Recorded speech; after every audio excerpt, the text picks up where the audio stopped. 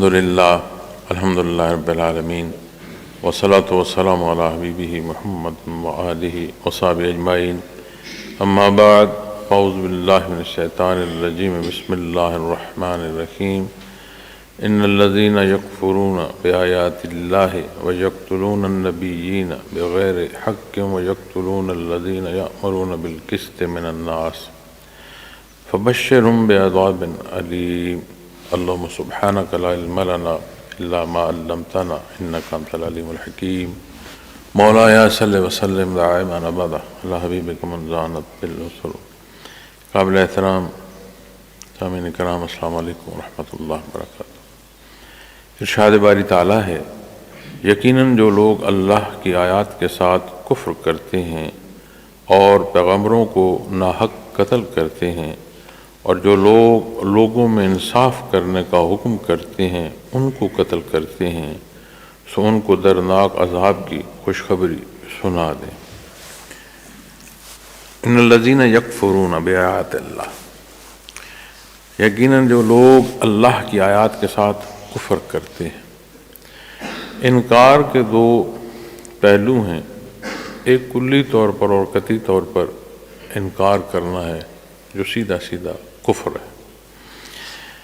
اللہ کریم کا کلام جو کتب سابقہ اور قرآن کریم کی صورت میں مخلوق کو نصیب ہوا، اس میں سارے وہ حصے ہیں جو انسان کی ضرورت ہیں، اور یہ ضرورت صرف اخروی حصے نہیں ہیں، دار دنیا کے اصول اور ضوابط، ایک ایک پہلو جو انسان کی ضرورت ہے اس کا مداوا، اس کا علاج، اس کے ہر سوال کا جواب آپ جو کہہ لیں وہ اللہ کریم کے کلام میں ہے. اور یہ اللہ کریم کا بہت بڑا احسان ہے کہ اللہ جل شانہ نے اپنے کلام سے نوازا.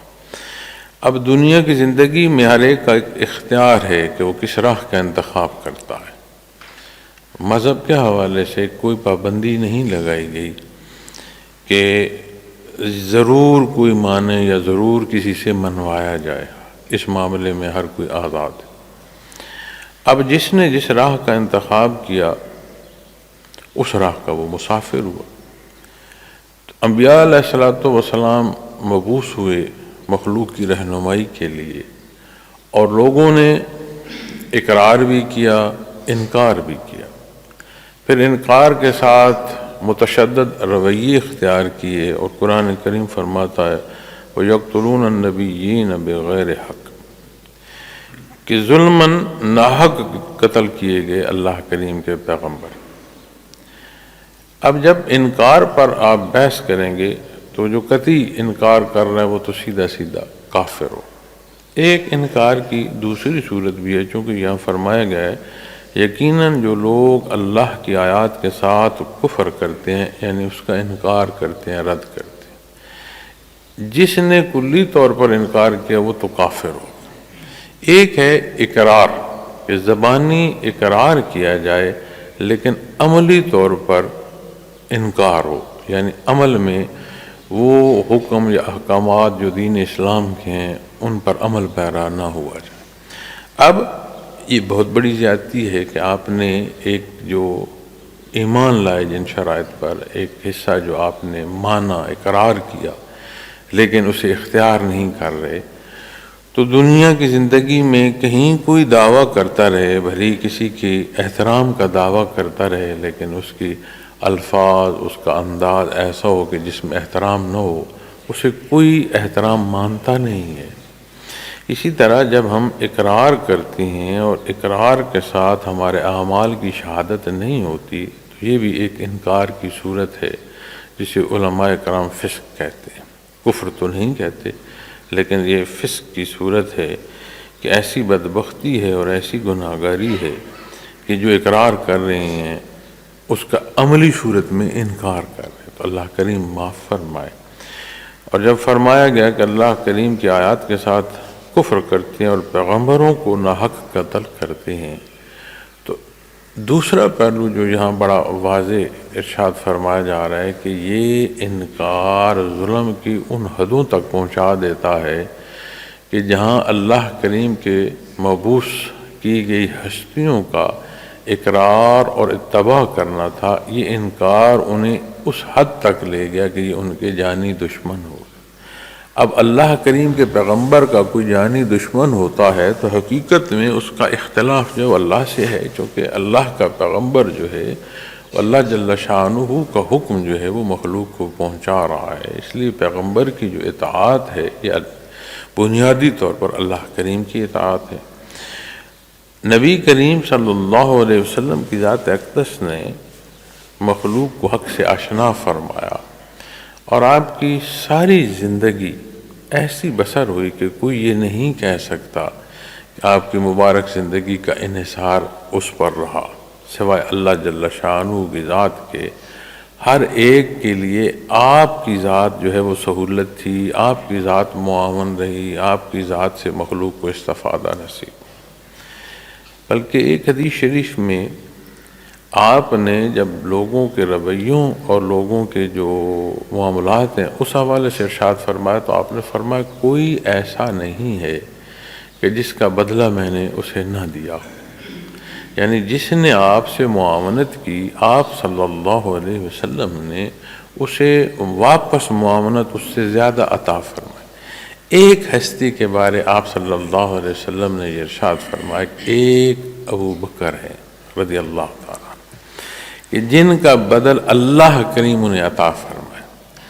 اب یہاں بھی جو بات یا جو نقطہ ہے وہ بنیادی حصہ جو احترام کا ہے، جو بنیادی حصہ خلوص کا ہے، جو بنیادی حصہ اتباع کا ہے، بات اس پہلو پر آتی ہے کہ انہوں نے جس محبت سے اور جس احترام سے، جس درجے کی محبت اور جس درجے کا احترام کیا، تمام صحابہ کرام رضوان اللہ علیہم اجمعین وہ ہستیاں ہیں جنہیں اللہ کریم کی رضا نصیب ہوئی، اللہ ان سے راضی۔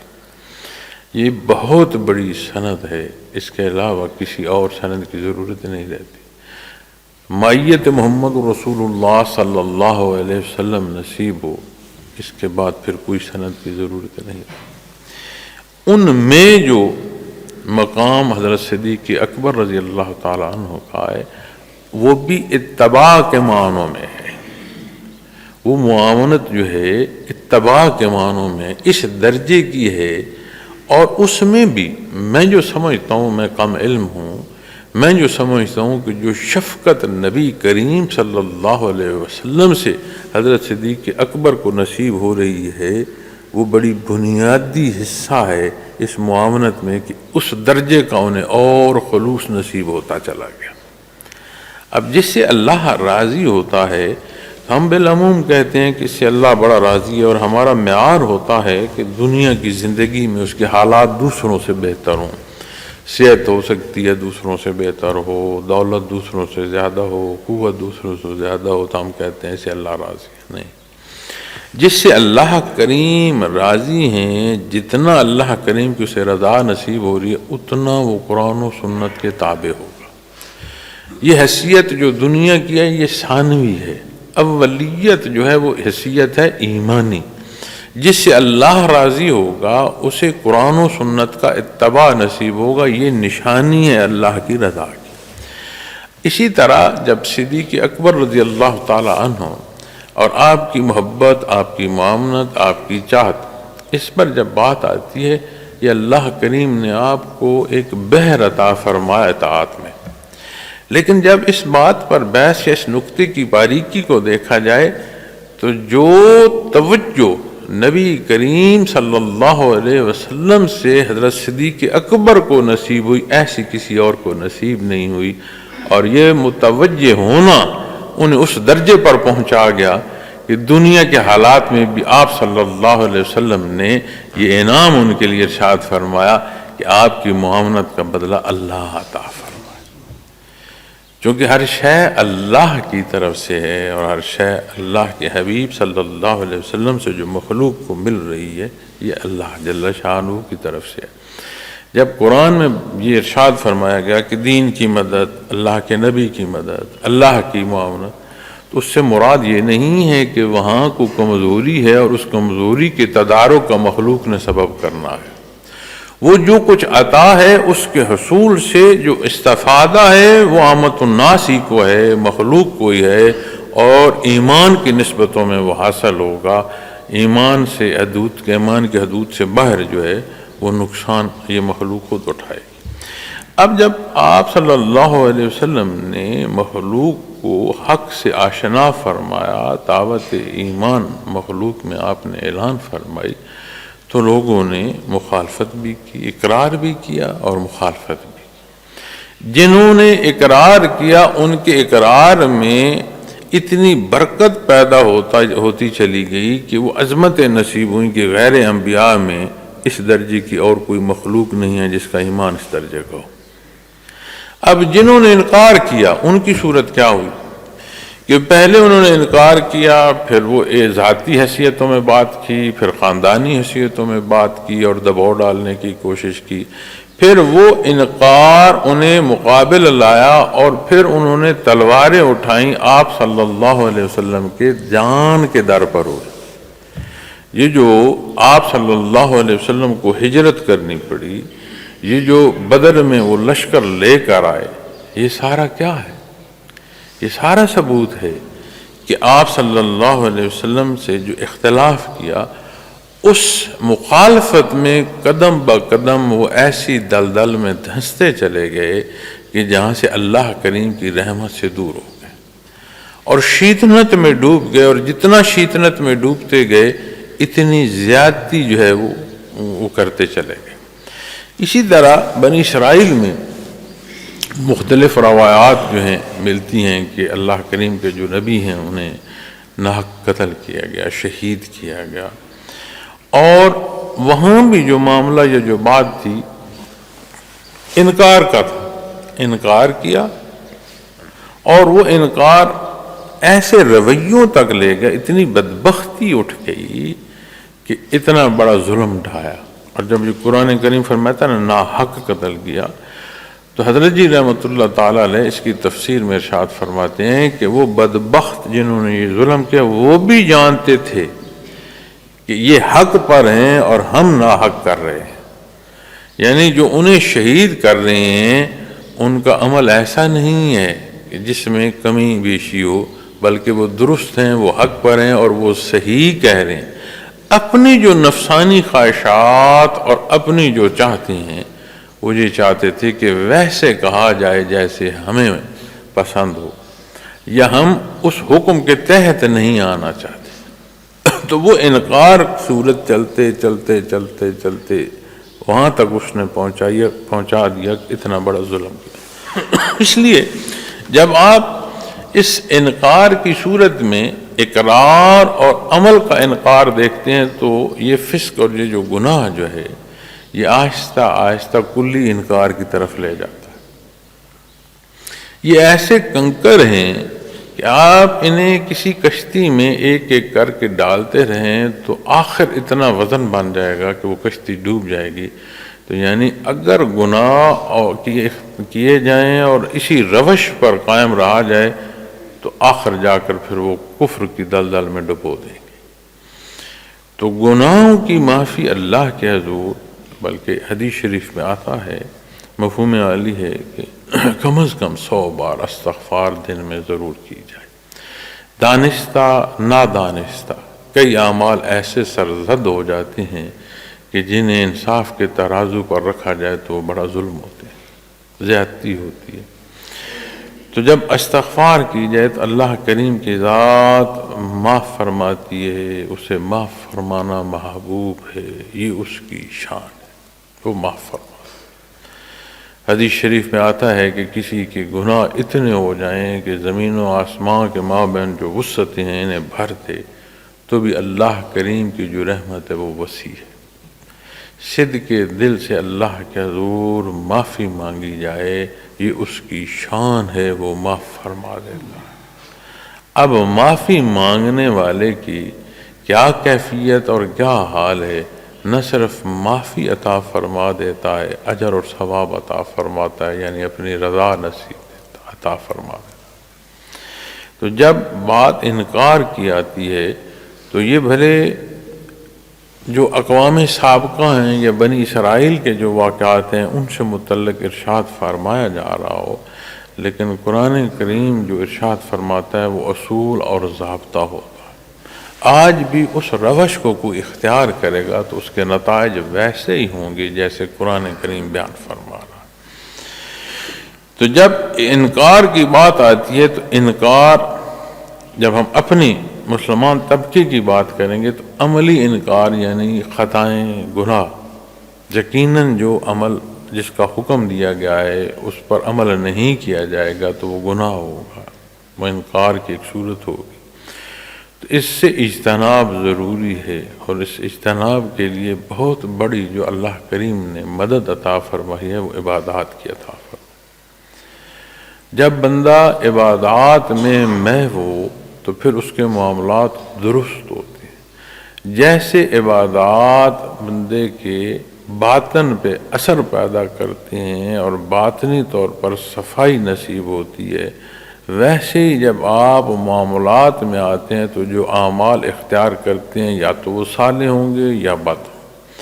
عبادات کی شرف قبولیت معاملات میں درست فیصلے کا سبب بنتی ہے اور معاونت کرتی ہے، اور اس سے برکت سے معاملات بہتر ہوتے ہیں۔ پھر یہ دونوں حصے جب ملتے ہیں تو عملی صورت جو ہے وہ ہر پہلو سے قرآن و سنت سے مزین ہوتی ہے۔ اس کی کلام کی بات کریں، اس کی نگاہ کی بات کریں، اس کی سماعت کی بات کریں، ہر پہلو اس کا جو ہے قرآن و سنت کے تحت آتا ہے۔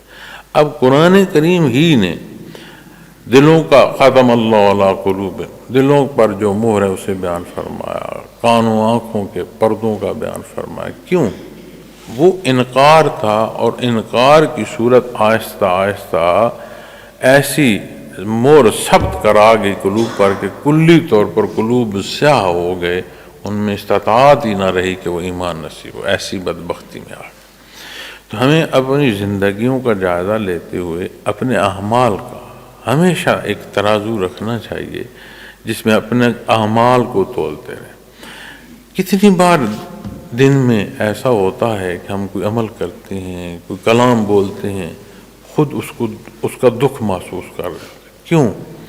اس لیے کہ جب یہ احساس ہوتا ہے کہ میں نے زیادتی کی ہے، یا میرے الفاظ درست نہیں تھے، میرا رویہ درست نہیں تھا، میرا لین دین درست نہیں تھا، جب تک وہ احساس سلامت رہتا ہے تو بندہ عمل کو پھر ترازو میں لے جاتا ہے۔ لیکن یہ جو خطا کا مسلسل اختیار کرنا ہے، برائی کے راستے کا مسلسل اختیار کرنا ہے، اس سے وہ احساس بھی جاتا رہتا ہے، اور بدبختی ایسی پیدا ہو جاتی ہے کہ بندہ اپنی غلطی کو بھی جواز دیتا ہے۔ اور نبی کریم صلی اللہ علیہ وسلم نے دعوت حق دی تو یہی جو اقوام سابقہ کے حوالے سے، اہل کتاب کے حوالے سے ارشاد فرمایا جا رہا ہے کہ اور پیغمبروں کو ناحق قتل کرتے تھے، تو یہی صورت پیش آئی۔ آج بھی جب بندہ کوئی زیادتی کرتا ہے اور اسی راہ پر قائم رہتا ہے تو پھر آہستہ آہستہ آج وہ پوری کوشش کرتا ہے کہ اسلام مخالف اتنا جاؤں کہ یہ جو قانون قدرت ہے یہ حذف ہو جائے۔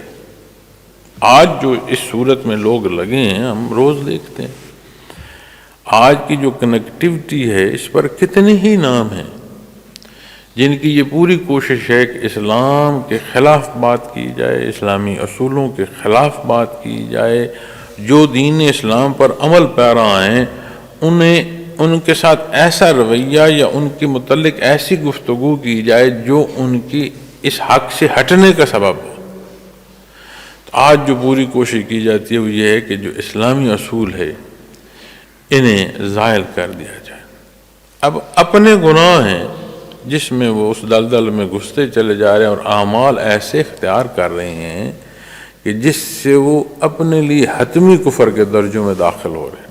بڑے بڑے کفار نے جو ظلم ڈھائے ہیں اور جو بدبخت ہوئے ہیں، شیطان چاہتا ہے کہ ہر آنے والا جو ہے غلطی کرتا کرتا کرتا دوزخ کے اس درجے میں جائے جہاں وہ بدبخت بڑے بڑے کفر سے اور بڑے بڑے ظلموں سے پہنچے۔ لیکن جو بنیاد ایمان یہ ہمیں بڑا واضح بتاتا ہے کہ زمین و آسمان کا مالک اللہ ہے، وہ ہوگا جو اللہ کریم چاہیں گے۔ ہمیں اپنے آپ کو اللہ کریم کے حکم کے تحت لانا ہے، نبی کریم صلی اللہ علیہ وسلم کے فرمان کے تحت لانا ہے۔ یہ ہماری بنیادی ذمہ داری ہے اور یہ ہمارے لیے بنیادی حکم ہے۔ اس کے اصول اور ضابطے ہیں، شرائط ایمان ہیں، پھر عبادات ہیں اور پھر معاملات۔ اگر ہم اپنی زندگی کا تجزیہ کریں تو ان تین حصوں میں اسلام ہمیں مخاطب فرماتا ہے۔ جتنا مضبوط ایمان ہوگا اتنی عبادات کی توفیق نصیب ہوگی، جتنی شرف قبولیت عبادات کو نصیب ہوگی اتنے اعمال تک اس کا اثر آئے گا۔ جو غلطی اور گناہ ہے اس کی کڑواہٹ محسوس کریں گے، معافی کی جو طلب پیدا ہوگی، توفیق نصیب ہوگی۔ اور اگر ہم غلطی اور گناہ کرتے ہیں اور اسی پر انحصار کرتے ہوئے اسے غلط راہ پر چلنا شروع کر دیتے ہیں، اس کا مطلب ہے کہ ہم بنیاد سے اکھڑ رہے ہیں۔ یہ بات، یہ عمل آہستہ آہستہ آہستہ مجھے یہ بے دینی جو ہے مجھے بے ایمانی پر نہ لے جائے۔ اسی لیے تو مسلمانوں کے گھر میں پیدا ہونے والا یا کلمہ وہ جب وہ دین کے خلاف بات کرتا ہے تو اس کے اعمال دیکھیے گا، وہ اعمال بد اسے ڈبونے کا سبب بنے۔ کیا مخلوق کر لے گی؟ آج تک مخلوق نے کیا کیا؟ جب ہم اپنی سوچوں، اپنے اعمال، اپنے حالات پر بات کرتے ہیں تو ہمارے لیے اقرار اور انکار کی حیثیتیں دنیا میں بڑی معنی رکھتے ہیں، لیکن اسے جب اللہ جل شانہ کی ذات اور جو صفات باری تعالیٰ ہیں اور جو کل کائنات کا مالک ہے، اس ضمن میں قرآن و سنت سے پرکھو تو کسی شے کی کوئی حیثیت نہیں، کوئی کیا کر لے گا۔ جو تاریخ ہے اس میں کس نے کیا کیا، بہت بڑی بات ہو گئی۔ دین کی راہ میں کوئی شہید ہو گیا، اس کی زندگی ختم ہو گئی، سب سے بڑا کو کر پایا تو یہی کر پایا۔ لوگوں نے انبیاء علیہ السلام کو ناحق شہید کیا، قرآن شہادت دے رہا کہ ایسا ہوا ہے۔ تو جو اللہ کے نام پر شہید ہوا اسے کو فتح کر پایا یا وہ فاتح ہو گیا؟ اگر یہی دنیا کی زندگی ہو معزز سامعین کرام اور یہی صبح و شام ہو پھر تو یہ تجزیے کی سمجھ آئی، لیکن انسانی جو بنیادی زندگی ہے جسے اللہ کریم نے اسے کلی طور پر جس نے اسے پیدا فرمایا اور پھر اس کی زندگی کے وہ حصے جو ابدالآباد ہیں جہاں ہمیشہ رہنا ہے۔ قرآن فرماتا ہے کہ آخرت میں جب یہ پوچھا جائے گا کہ تم کتنا وقت دنیا میں رہے تو وہ دن بھر، آدھا دن، کچھ لمحے، فرمایا جاتا ہے کاش تمہیں سمجھ ہوتی تم کتنا وقت رہے۔ اب ایک طرف اتنا عارضی اور کم وقت، دوسری طرف ہمیشہ کی زندگی ہے جس نے ختم نہیں ہونا ہوا ہے جو اللہ کو منظور ہے۔ تو سمجھ آتی ہے کہ ایمان جو ہے وہ بندے کو یہ وابستگی عطا فرما دیتا ہے کہ اسے اللہ کریم کی رحمت نصیب ہے، وہ جو بھی رہا ہے اللہ کی رحمت سے ہو رہا ہے۔ میں خود جب اپنا تجزیہ کرتا ہوں اور اندازہ کرتا ہوں کہ یہ جو سلسلہ عالیہ کا نظم ہے، یہ جو کیفیات کا تسلسل ہے، اس پر جب میں مشائخ کا دیکھتا ہوں تو کیسی عظیم ہستیاں گزری ہیں اور مخلوق تک ایک اس روحانی طور پر سیراب ہونے کا سبب بنا۔ آج اپنا آپ کا جائزہ لیتا ہوں، گرد و پیش دیکھتا ہوں، لوگوں کی استعداد دیکھتا ہوں تو سوچتا ہوں کہ سوائے اللہ کریم کی رحمت کے اور کوئی شے نہیں ہے جو اس بحر کے چلنے کا سبب ہو۔ انسانی لیاقت کا مجھے کوئی دخل نظر نہیں آتا، اپنی کمزوریاں دیکھتا رہتا ہوں اور سارا دن جب انتظامی امور میں بیٹھتا ہوں تو جو معاونین ہیں ان کی ایک ایک بات کو جب ان کے سامنے رکھتا ہوں پھر ان سے پوچھتا ہوں یہ بتاؤ کہ یہ جو عرض کیا گیا تھا یا جو نظام ہے وہ کیا ہے اور جو آپ نے کیا ہے وہ کیا ہے۔ سمجھ آتی ہے کہ یہ اللہ کا نظام ہے۔ ہاں کیا ہم کر سکتے ہیں؟ ہم یہ کر سکتے ہیں کہ صدقے دل سے اپنی کوشش کرتے رہیں، ہونا وہ ہے جو اللہ کو منظور ہے۔ تو جب اس زندگی کو دیکھیں گے اس میں جو ہم یہ سمجھیں گے کہ یہ صبح و شام میں کر رہا ہوں، تو کہاں میاں کوئی صبح و شام کر رہا ہے، ہر ایک کی صبح و شام ہو رہی ہے، وہ نہیں کر رہا، اسی کی ذات رہی ہے جس کے دست قدرت میں ہماری جان ہے، جو مالک کائنات ہے۔ تو اپنی زندگیوں سے انکار کو نکالیں۔ بندے مومن کا انکار جو ہے وہ دین کے خلاف جب کوئی بات آئے تو وہاں مضبوط ہے، دینی معاملات میں اقرار ہی ہے۔ اور فرمایا وَيَقْتُلُونَ الَّذِينَ يَأْمُرُونَ بِالْقِسْطِ مِنَ النَّاسِ، اور لوگوں میں انصاف کرنے کا جو لوگ حکم کرتے ہیں ان کو قتل کرتے ہیں۔ تو یہ ظلم کیا گیا کہ اللہ کریم کے انبیاء علیہ السلام کو ناحق قتل کیا گیا، اور ایک ایک دن میں۔ بعض روایات میں یہ بھی ملتا ہے کہ صبح اللہ کے جو انبیاء ہیں انہیں شہید کیا گیا، شام ان کے پیروکاروں کو شہید کیا گیا جنہوں نے اس حق کے تسلسل کو اختیار کیا کہ اگر وہاں ظلم کیا ہے اور اللہ کا جو حکم ہے، جو اللہ کے انبیاء نے ہم تک پہنچایا، اگر انہیں تم نے قتل کیا ہے تو ہم بھی باز نہیں آئیں گے اتباع سے، ہم اس حکم کو مخلوق میں اور دینی تبلیغ کے طور پر پہنچائیں گے۔ تو پھر انہیں بھی ظلماً قتل کیا۔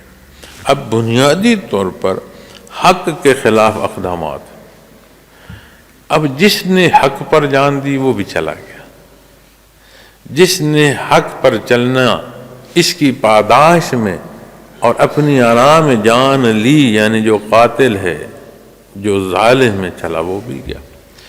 دونوں کے اعمال ہیں اور دونوں اپنے اعمال کے ساتھ دنیا کی فرصت تمام کر گئے۔ اب جب برزخ قائم ہے تو برزخ میں اپنے حالات کے مطابق ہر کوئی اپنا وقت بسر کر رہا ہوگا، پھر سور پھونکا جائے گا، قیامت قائم ہوگی، حساب کتاب سجے گا، پھر زندگی ابدل آباد ہے، پھر موت دوبارہ نہیں آئے گی۔ جب قیامت کو زندہ کیا جائے گا تو پھر دوبارہ موت نہیں آئے گی، ہمیشہ رہنا۔ اب اس ساتوں کو دیکھ لیں، ہم اپنی زندگی کا جائزہ لیں، جتنی زندگی ہم بسر کر رہے ہیں کتنی کیا ہے، اور اس میں ہم نے کیا کمالات کیے ہیں۔ پھر دوسری طرف دیکھیں کہ جہاں ہمیشہ کی زندگی ہے اور جس نے ختم نہیں ہونا، تو پھر سوچیں یہ جو ہمارے رویے ہیں، جو ہم بڑوں کا احترام نہیں کر رہے، جو چھوٹوں سے شفقت نہیں کر رہے، جو وراثت میں جن جن کی وراثت ہے انہیں دینے سے انکار کر رہے ہیں، کاروباری حیات میں جس کا جو حصہ ہے اسے دینا پسند نہیں کرتے، جس کے ساتھ عہد کر رہے ہیں اس کے ساتھ وفا نہیں کرتے، جہاں معاونت کا یا ملازمت کا عہد کرتے ہیں اور اپنی ذمہ داری ادا نہیں کرتے، جہاں رشتے کی بات آتی ہے اور جو رشتے سے اپنی طلب ہے وہ تو ہم چاہیں، جو اپنے ذمہ فریضہ ہے اس کی ادائیگی کا ہم خیال نہ رکھیں، تو یہ ساری صورت کیا ہے؟ تو گزر جائے گی جیسے آج تک کی زندگی گزری ہے، عزیزان من جو بچتی ہے وہ بھی اسی طرح گزر جائے گی، لیکن یہ محض گزارنا نہیں ہوگا، اس کا اللہ کے حضور جواب دینا ہوگا، اور جب وہاں جواب دینا ہے وہاں اعمال سامنے ہوں گے، وجود شہادتیں دے گا، کتاب سامنے ہوگی، مخلوق شہادت دے رہی ہوگی، اور اللہ خود شاہد ہے۔ کوئی اپنے کسی کیے کا انکار نہیں کر پائے گا۔ تو ضروری ہے کہ یہ دیکھیں۔ پھر جو معاونین ہیں وہ اس راہ پر قائم رہتے ہیں، یہ ان کا مقام ہے۔ آج اگر کہیں غلطی ہو رہی ہے اور اس میں یہ ظلم کیا گیا ہے کہ حق پر چلنے والے کو روک دیا گیا ہے یا شہید کر دیا گیا ہے، تو جو پیروکار ہے اس کے ذمہ کیا ہے؟ بھلے وہ شہید ہو جائے لیکن حق کا راستہ نہ چھوڑے۔ یہ ہوتا آیا ہے، ہوتا رہے گا، لیکن ہر کوئی اپنا کردار ادا کرے گا، اپنا حساب بنائے گا اور روانہ ہوتا رہے گا، دنیا سے برزخ منتقل ہو جائے گا۔ تو انہوں نے دوسرا جو ظلم کیا وہ کیا کیا؟ انہوں نے یہ ظلم کیا، اور جو لوگ لوگوں میں انصاف کرنے کا حکم کرتے ہیں ان کو قتل کرتے ہیں۔ اب نبی کریم صلی اللہ علیہ وسلم کی خدمت میں ہیں اور یہ اہل کتاب بحث کرتے ہیں اور اپنے آپ کو سچا بھی کہتے ہیں۔ تورات و انجیل میں نبی کریم صلی اللہ علیہ وسلم کی مبعوث ہونے کا ذکر کیا گیا، تو جب اس بعثت کا انکار کرتے ہیں تو جس کتاب پر ایمان لاتے ہیں حقیقت میں انکار تو اس کا بھی کر دیا، تو یہ تو نہیں ہوتا کہ آدھا قرآن کو مانے اور آدھا قرآن نہ مانے۔ ماننا ہے تو الف لام میم میں سے والناس تک ہے، اور اگر کوئی یہ کہے کہ فلاں حصہ مانتا ہوں اور فلاں حصہ نہیں مانتا تو وہ انکار میں جائے گا۔ اسی طرح جو اہل کتاب نے اقرار کر رہے ہیں کہ ہم اہل کتاب ہیں، تم کیسے اہل کتاب ہو کہ جب تم اپنی ہی کتاب کے جو حصے بعثت محمد رسول اللہ صلی اللہ علیہ وسلم سے متعلق ہیں انہیں چھپاتے ہو، ان کا انکار کرتے ہو۔ تو فرمایا کہ جو لوگوں میں انصاف کرنے کا حکم کرتے ہیں ان کو قتل کرتے ہیں، تو پھر پوری کوشش کی گئی کہ وہ جو انہیں پسند۔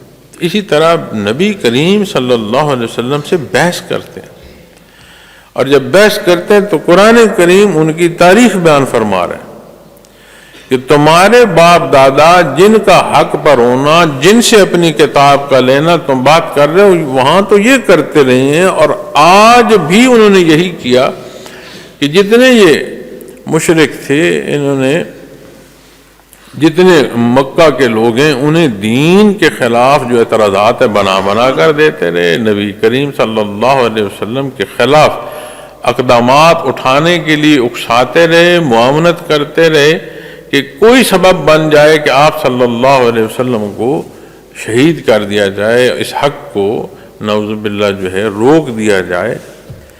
تو انہوں نے اپنی پوری کوشش کی۔ تو وہ لوگ جنہیں اتباع نصیب ہوتا ہے ان کی ذمہ داری ہے کہ اس راہ پر قائم رہیں جو حق کا ہے، بھلے اس راہ میں اس درجے کی تکلیف آ جائے کہ کوئی ان کو قتل کر دے، تو ان کے لیے اس قتل میں بھی شفا ہے، چونکہ یہ وہ شہید ہوں گے۔ آج اس حوالے سے بڑی بحث آتی ہے، ہر کو اپنے عمل یا اپنی پسند کے مطابق مرنے والے کو شہید کہتا ہے، لیکن شہادت کا جو انحصار ہے وہ قرآن و سنت کے اصول اور ضابطوں پر ہے، میری اور آپ کی پسند پر نہیں ہے۔ اور یہ وہ معاملہ ہے جو مخلوق اور مالک کے مابین ہے، چونکہ جسے ہم ظاہری پہلوؤں میں بھی سمجھ رہے ہوں کہ یہ حق کی صف میں کھڑا تھا، اس کے دل میں کیا ہے کوئی کیا جانے، اس پر کوئی کیا فیصلہ کر سکتا ہے، لیکن اللہ تو جانتے ہیں۔ فبشرهم بعذاب علیم، سو ان کو دردناک عذاب کی خوشخبری سنا دیں۔ یعنی اگر وہ اپنے لیے کامیابیاں، اپنے آپ کو حق پر سمجھنا اور اپنے آپ کا بہتر ہونا سمجھ رہے ہیں، تو پھر یہ خوشخبری ہی ہے تمہارے لیے کہ جو تم عمل کر رہے ہو تمہیں دوزخ میں پہنچائے گا۔ فرمایا بعذاب علیم، دردناک عذاب کی خوشخبری سنا دیں۔ فبشرهم، خوشخبری سنا دیں، یعنی جو تم یہ سمجھتے ہو کہ تم اچھا کر رہے ہو تو پھر اچھے کے لیے تمہیں خوشخبری چاہیے، لیکن جو تم کر رہے ہو اس کا نتیجہ جو ہے وہ ہے دردناک عذاب۔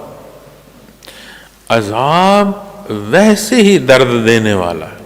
عذاب کیا ہوتا ہے؟ عذاب وہ شے جو درد دے، جس سے تکلیف ہو، مضطرب کر دے۔ اب اس اضطراب کا بڑھنا، عذاب سے تکلیف میں جانا، پھر فرما دیا جانا عذاب علیم، دردناک عذاب، تو اس کی جو سختی ہے اس کا اندازہ مشکل ہے، نہیں کوئی لگا سکے گا کہ یہ کتنا سخت ہوگا۔ ویسے بھی اگر کسی نے آگ سے کوئی جلاؤ اور کوئی آگ سے نہ جلاؤ، تو جتنا بھی آگ سے جلنے کی بات کی جائے، آگ سے جلنے کی کیفیت سے جو تھوڑی آشنائی آگ سے جلے کو ہے دوسرے کو نہیں ہوتی۔ اسی لیے ہے نا کہ پھر وہ پھونک پھونک کر پیتے ہیں، تو دودھ کا جلا چھاچھ بھی پھونک پھونک کر پیے کہ دودھ تو گرم کیا گیا تو چھاچھ تو ہوتی ٹھنڈی ہے، لیکن رنگ ایک جیسا ہے نا، تو پھر وہ گھبراتا ہے۔ تو جب دردناک عذاب کی بات آئی تو یہ نتیجہ بیان فرمایا گیا معزز سامعین کرام، اولئک الذین حبطت اعمالہم فی الدنیا والآخرہ، یہ ایسے لوگ ہیں جن کے اعمال دنیا اور آخرت میں برباد ہو گئے، حبطت یہ ضبط ہو گئی، کوئی چیز بچی نہیں ان کی، وما لہم من ناصرین، اور ان کا کوئی مددگار نہیں ہوگا۔ دنیا کی زندگی میں جب ہم اندازہ کرتے ہیں تو اپنی قوت پر انحصار ہوتا ہے، پھر اپنے معاون حصے، بھلے وہ عزیزداری میں آئیں، بھلے وہ دوستی میں آئیں، بھلے وہ کسی لین دین کے سودے میں کہیں سے قوت جو ہے وہ حاصل ہو، تو کوئی نہ کوئی پہلو ایسا ہوتا ہے جس پر انحصار کیا جاتا ہے کہ وہاں سے مدد ملے۔ اور یہ ایسے لوگ ہیں یعنی جو اس راہ کا انتخاب کرتے ہیں نا انکار کا، چونکہ بآیات اللہ، آیات اللہ کی ہیں، اور جو انکار کر رہی ہے وہ مخلوق ہے، تو جب وہ انکار کرتے ہیں تو یہ انکار انہیں ایسی دلدل میں پہنچاتا ہے کہ ان کا ظلم بڑھتا ہے، اور اس درجے کا ظلم بڑھتا ہے کہ وہ پوری کوشش کرتے ہیں کہ حق کو مٹا دیا جائے۔ اور یہ تاریخ ہے، تاریخ سے یہ ہم مطالعہ کریں تو یہ چیزیں ہمارے سامنے آتی ہیں۔ لیکن آپ صلی اللہ علیہ وسلم کو ارشاد فرمایا گا کہ انہیں بتا دیں کہ تمہارا انجام جو ہے انتہائی دردناک عذاب میں ہوگا۔ پھر فرمایا یہ ایسے لوگ ہیں جن کے اعمال دنیا اور آخرت میں برباد ہوئے، یعنی جو یہ عمل کر رہے ہیں اس سے انہیں حاصل دنیا میں بھی کچھ نہیں ہوگا، دنیا کی زندگی میں بھی شکلیں جو ہیں مسخ ہو جاتی ہیں، سکھ نہیں رہتا۔ آپ اناج کے ڈھیر پر بیٹھے ہوں اور کوئی دانہ یا خوشہ کھا نہ سکیں، آپ سونے کے پہاڑ پر بیٹھے ہوں، ایک رتی آپ استعمال نہ کر سکیں، آپ پانی کے سمندر پر بیٹھے ہوں، ایک قطرہ پی نہ سکیں، اسے کیا کہیں گے؟ کامیابی کہیں گے یا ناکامی کہیں گے؟ اسے سکھ کہیں گے یا دکھ کہیں گے؟ تو دنیا کی زندگی میں بھی سکھ نہیں رہتا، وہ بے نیاز ہے، اربہا کھربہا کا مالک کر دے، اور ایک جو اناج کا دانہ ہے نا وہ نہ کھانے دے تو وہ اربہا کھربہا کوئی معاونت نہیں کر پاتے۔ بڑی آسائش ہو، رہنے کی جگہیں جو ہیں بڑی پرتعیش ہوں، نیند نہ آئے، وہ پرتعیش کمرے اور بسترے کس کام کے؟ تو فرمایا یہ ایسے لوگ ہیں اولئک الذین حبطت اعمالہم فی الدنیا والآخرہ، جن کے اعمال دنیا اور آخرت میں برباد ہوئی۔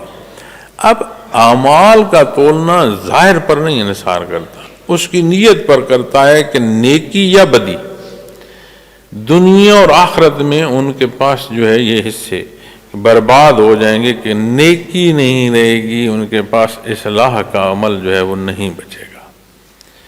یہ اتنی بڑی بدبختی ہے کہ بندہ سیاہ قلب ہو جائے، کہ قلب کلی طور پر جب سیاہ ہوگا تو پھر ہدایت نصیب نہیں ہوگی، مور ثبت ہو جائے گی بدبختی کی۔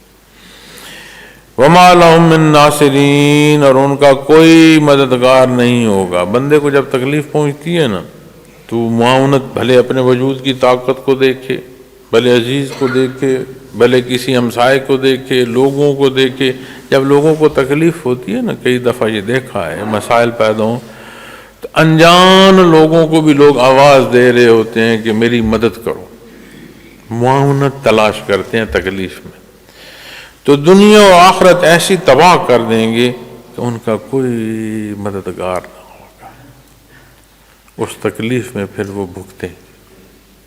تو اللہ کریم ہمیں معاف فرمائے، بے شمار غلطیاں اور کمزوریاں ہیں جن کا اختیار ہماری زندگی میں ایک مسلسل حصہ بن چکا ہے۔ ہم اپنے معاملات میں اتنے کھو چکے ہیں کہ یہ اندازہ یا یہ لحاظ ہی چھوڑتے چلے جا رہے ہیں کہ صحیح کیا ہے اور غلط کیا ہے۔ لیکن جو وقت بھی ہو، جیسی حیثیت بھی ہو، جتنا اختیار بھی ہے، ان تمام ضابطوں میں یہ دیکھنا ہے کہ اللہ کریم نے کیا ارشاد فرمایا، نبی کریم صلی اللہ علیہ وسلم نے کیا تعلیم فرمائی ہے، اور بندگی اللہ نے عطا فرمائی اور امتی ہونے کا شرف عطا فرمایا، پھر میری ذمہ داری کیا ہے؟ ایمان نصیب ہونا، اللہ کا بندہ ہونا، یعنی بندگی میں بندہ داخل ہو۔ یہی ایمان پھر آپ کو جو بنیادی حصہ ہے آپ صلی اللہ علیہ وسلم کا امتی بناتا ہے، یعنی جسے امتی ہونے کا شرف نصیب ہوا وہ بندگی کو پہنچا، جسے بندگی نصیب ہوئی اسے امتی ہونے میں ترقی نصیب ہوئی۔ یہ ایسے حصے ہیں اور یہ اللہ کا احسان۔ لیکن اب جب ہم اپنے معاشروں کا جائزہ لیتے ہیں تو ہم سارے دعوی ایمان والے ہیں۔ میں یہاں بیٹھا ہوں تو یہاں بیٹھنا کوئی اس بات کی شہادت نہیں ہے کہ میں بڑا پارسا ہوں، کہ سامعین جو روبرو بیٹھے ہیں کہ وہ کمزور ہیں اور میں بڑا عالم ہوں، یہ نہیں بات۔ لیکن ہم جب نتائج اپنے معاشرے کے دیکھتے ہیں تو سمجھ آتی ہے کہ ہمارے دعوے کیا ہیں اور ہمارے معاشرے کے جو نتائج ہیں یہ کیوں ایسے ہیں، یہاں کیوں سکھ نہیں ہے، یہاں کیوں انصاف نہیں ہے، یہاں کیوں لحاظ نہیں ہے، کیوں دوسرے کا یقین ہی نہیں رہا۔ آپ جدھر مرضی چلے جاؤ مسلمان معاشرے میں، آپ معاشرے سے بالعموم ہوتے ہو، پھر خاندان میں آ رہو، جہاں جان پہچان ہے وہاں آ جاؤ، پھر عزیز داری میں آ جاؤ، اس دائرے کو تنگ کرتے ہو، کہیں اعتماد کر سکتے ہو؟ کیوں؟ بالعموم مسلمان کو وعدے کی پاسداری کا فرمایا گیا ہے، اور ہمارا اپنے آپ سے اعتماد اٹھ جائے۔ کیوں؟ اس لیے کہ زندگی جب فسق و فجور سے بھری ہو تو پھر ان معاشروں میں ٹھہراؤ کیسے آئے گا؟ قرآن فرماتا ہے نا، اولئک الذین حبطت اعمالهم فی الدنیا والآخرہ، جن کے اعمال دنیا اور آخرت میں برباد ہوئے، تو دنیا اور آخرت کیسے سلامت رہے گی؟ لیکن ہم سارے اپنی فرصت کا، جو اپنی فرصت ہے اس کی تکمیل میں ہیں، تمام ہو رہی۔ اللہ جل شانہ غفور الرحیم ہے، اس کی رحمت جو ہے، اس کی ذات لامحدود ہے، وہ معاف فرما دے، رحم فرما دے، اپنے حبیب صلی اللہ علیہ وسلم کے صدقے معاف فرما دے، ہمیں ہدایت عطا فرمائے، دین کی سمجھ عطا فرمائے، عمل کی توفیق عطا فرمائے۔ اور یہ جو رذیلت کی زندگی ہے، ایمان اللہ پر ہے اور معاملت ہم غیر اللہ سے مانگتے ہیں، جو انکار حق کا کرتے ہیں ان سے ہم اپنی ضروریات کی تکمیل مانگتے ہیں۔ اللہ اپنے دربار سے دے اور ہمیں حق پر رہنا اور حق پر قائم رہنا نصیب فرمائے۔ وآخر دعوانا الحمدللہ رب العالمین۔